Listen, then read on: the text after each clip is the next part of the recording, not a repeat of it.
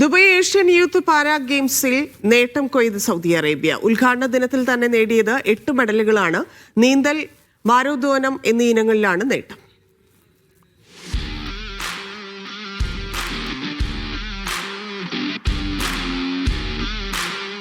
ഇന്നലെയായിരുന്നു 5ാമത് Dubai Asian youth para ഗെയിംസിന് ദുബായിൽ തുടക്കമായത്.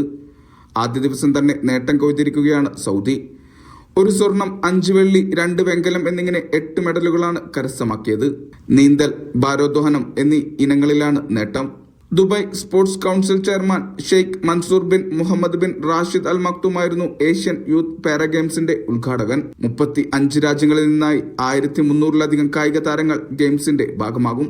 2ാം തവണയാണ് ഏഷ്യൻ യൂത്ത് പാരാ ഗെയിംസിന് ദുബായ് വേദിയൊരുക്കുന്നത്. Vishal Cherpulassery, media 1, Riyadh.